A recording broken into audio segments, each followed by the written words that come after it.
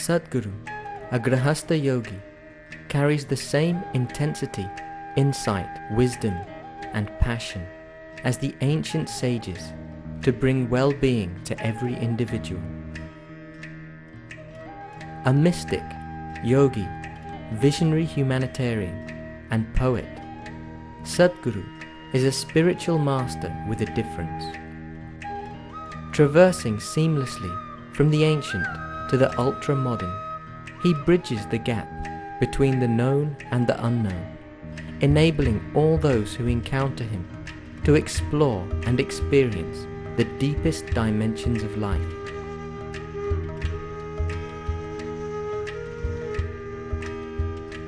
Making a clear break from mere customs and rituals, Sadguru presents the inner dimension in a scientific manner as it is relevant to our times.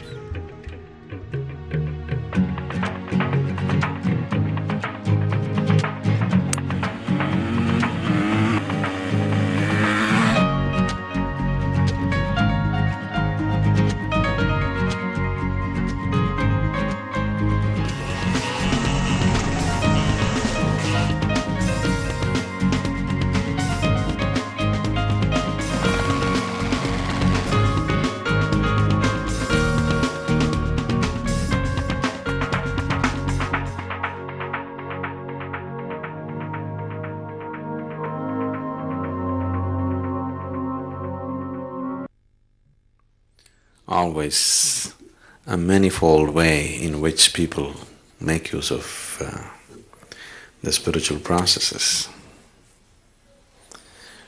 For some people, in many places, spirituality and all the spiritual, what do you call them? What are those talks called in Hindi? Pravachans. All that pravachan, everything is just an escape from the mother-in-law or cooking. For some, it's an intellectual entertainment. For some, they're seeking to learn something. They want to know something new.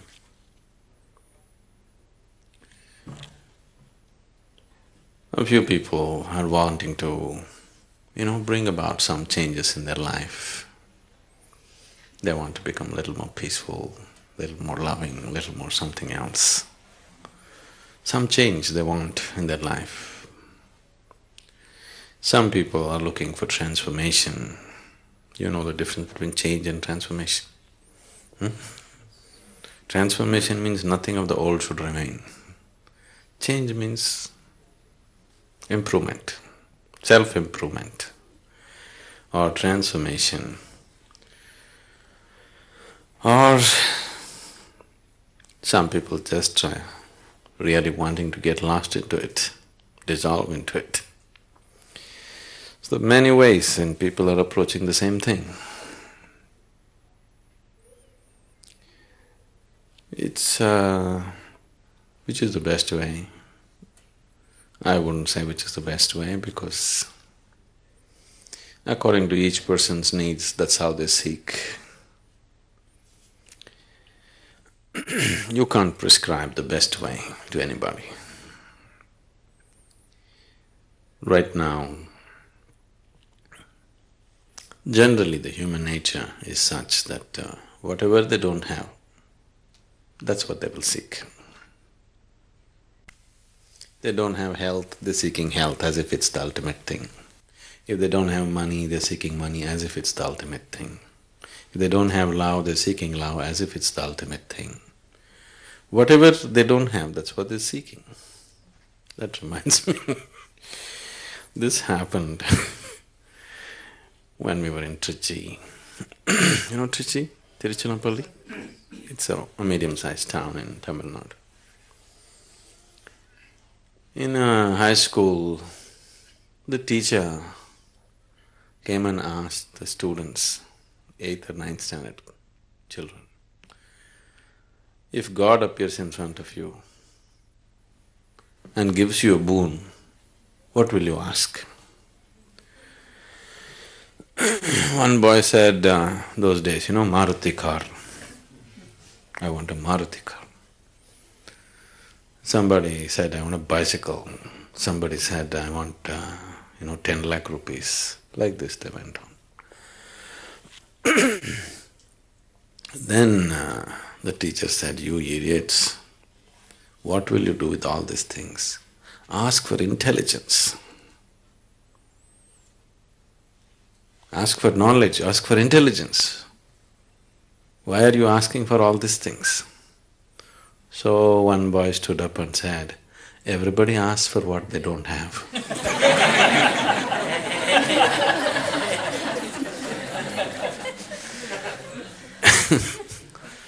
So, everybody is seeking what they don't have, isn't it? Now if you go by this, when a human being goes by this process of asking for what he doesn't have, then it's an endless process. Because what is it that you have? What you have is so little. If you go on asking for what you don't have, you need 1,000 years and still you will be nowhere. If you start seeking the next thing that you don't have, it's an endless process, self-defeating process, isn't it? It seems to be taking you somewhere, but it doesn't take you anywhere. So, what is this about? If you don't seek, if there is no seeking, you don't go anywhere, Why would you go to any place if there's nothing to seek? Because that's the very basis of your activity, desiring and going after it, isn't it? The objects of desire may change and people may think one object is better than the other, but it's not so.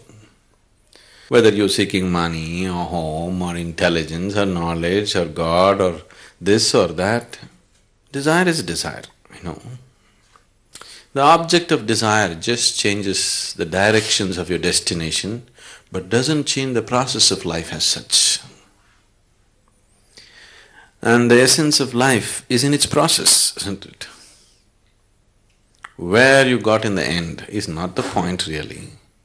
In many ways, right now, the essence of life is how you're experiencing it right now. So, one's quality of life, if we are changing or if you're wanting to experience life in a little better way or in a much better way, whatever, changing the objects of desire is not going to make so much of a difference. It's the way we handle the process which is going to make the difference. But even if life becomes a very pleasant and beautiful experience, it has to happen for every human being. But even if it happens, still you will see there is something within you which doesn't want to settle for just joyful life either. You're very happy, and after some time, even that doesn't seem to be enough. Because happiness is missing, right now the whole life seems to be pursuit of happiness. If you're joyful, then you will see it's not enough. In fact, if you're very happy, you will do many more things than when you're unhappy. Isn't it so? Because now you're charged and now there's nothing pulling you back. You have all the enthusiasm to go about and do lots of things. So there is something that this life is longing for. It's not a desire, it's its destination. It is not something, a desire that you created or I created. It is just longing to go towards a certain destination. The only choice that we have is either to move towards this destination consciously or unconsciously. Anyway we are moving. Whether to go towards it consciously or unconsciously. If we are dragged towards something unconsciously, even if we are dragged towards heaven, we will suffer the dragging, isn't it? Yes? Now we grab you and we'll drag you out. You don't know where you're being dragged. You will suffer this. We will take you and put you on a beautiful beach. But that's later. But right now, all along from here to there, you are going to suffer it terribly, isn't it? So if you walk towards anything or if life drags you towards a certain direction and you are unconscious about it, you will suffer the process immensely. So if you look at it consciously, if you go towards it consciously, then the process becomes beautiful. That's all the choice we have, really. And once we are conscious, we naturally hasten the process. Whatever we are unconscious of, and that level we suffer, you must understand this. See, right now you're driving on the street. You are completely unconscious of who is coming behind you, who is coming in front of you. Now you are going to get into one kind of physical suffering. Because you are unaware of the physical reality, physical suffering will come, something is going to break, isn't it? Now, you're unaware of what is happening in your body, another kind of suffering will come. You're unaware of what's happening in your mind, another kind of suffering will come. You're unaware of what's happening in your family, another kind of suffering will come. Similarly, wherever you're unaware, that level of suffering will come to you. Is it so? You're getting… this is a holiday, you're getting dead serious.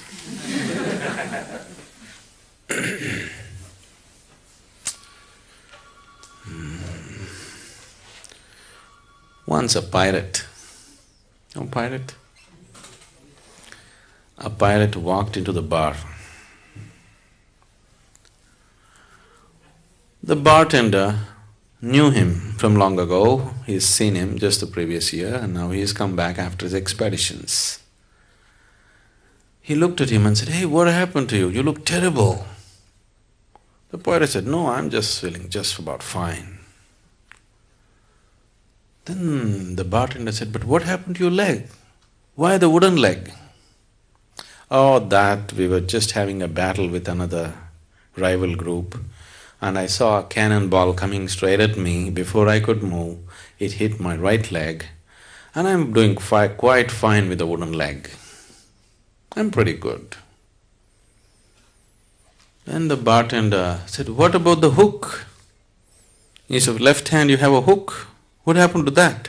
"Oh, we were just having a sword fight for fun and my left hand got chopped off, but I'm doing quite fine with this hook. In fact, it's more useful than the hand."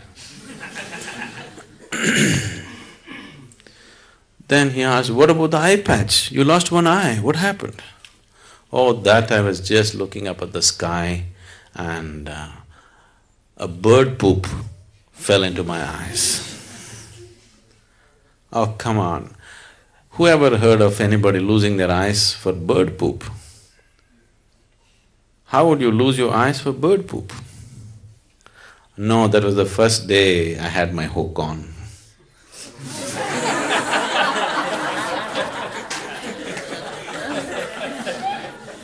Whatever you're unaware of, there you suffer, isn't it? There, that brings suffering to you. So, we're talking about awareness.